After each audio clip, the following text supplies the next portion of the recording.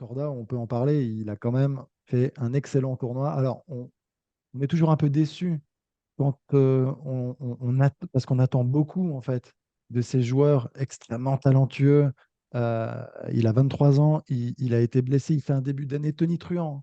Euh, Corda, tu l'as dit là, Maxime, avec des super victoires, avec une balle de match contre Djokovic, je crois, sur le Oui, premier tournoi de à l'année. Il Adélaïde, perd, en il effet. perd à l'arrache. Il enchaîne super bien l'Open d'Australie. Et c'est là qu'il se blesse. C'est pareil. Donc, il est vraiment coupé dans son élan, alors qu'on avait vraiment l'impression qu'il était en pleine bourre pour faire une grande année. Donc, et ça met du temps de revenir à son meilleur niveau. Et là, il était vraiment en train de le retrouver. Il y a eu quelques matchs quand même remarquables là, sur Ah ce oui, tournoi. Il y a eu ce super match contre Shelton. j'ai adoré. Il y a Ah, il était, évidemment ouais. après des matchs qu'il a dû gérer aussi, Cerundolo. Il mène un 7-5-2, il est rejoint et finalement, il arrive à mettre un petit tour de vis pour tenir et pour l'emporter en 2 manches. Une nouvelle fois, il nous a montré à quel point son potentiel était sans limite, Qu'est-ce qu'il vraiment. est beau à voir jouer. Qu'est-ce Ah, qu'il est beau à voir non, jouer, mais c'est sublime, Corda. c'est sublime. Il donne l'impression que faire avancer la balle, c'est évident, quoi. On a Ah, l'impression qu'il c'est pousse c'est la balle. incroyable.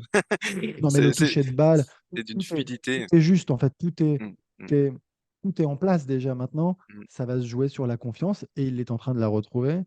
Ça va être s'il arrive à être régulier, s'il arrive à être constant, s'il arrive à avoir la bonne motivation, parce que c'est aussi un sujet, on a le sentiment parfois qu'il peut manquer de niaque, de percussion, mais c'est aussi son jeu qui veut ça, c'est son relâchement, sa fluidité, son détachement presque. Mm. Mais s'il Le arrive à physique trouver le aussi. bon dosage, le bon compromis, franchement, et on se l'est déjà dit tous ensemble, je crois, c'est potentiellement un vainqueur de Grand Chelem un jour.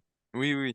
Et d'ailleurs, avec Shelton, ce quart, pour moi, représentait le duel des Américains les plus prometteurs. Enfin, ceux qui, à mon avis, d'un point de vue talent et armes sur le court, ont le plus de chances de gagner un grand chelem, alors qu'ils sont devancés encore au classement, évidemment, par Taylor Fritz, Frances Tiafoe. Donc, c'était en fait ce Masters 1000 de Shanghai, même s'il n'y a eu qu'un top 10 en quart de finale, ce qui n'était plus arrivé en Masters 1000 depuis 2006. Ouais, Bah, si vous j'allais vous vous rendez donner compte, la stat, effectivement, qui voilà. a été soulignée par Constance. Ça veut dire 147 Masters 1000 se sont passés sans C'est qu'il fou. il se passe ça, sans qu'il y ait qu'un seul top 10 présent en quart de finale. Voilà. Et voilà, Shanghai a été celui qui vient briser la série. Mais c'est vrai que c'est incroyable.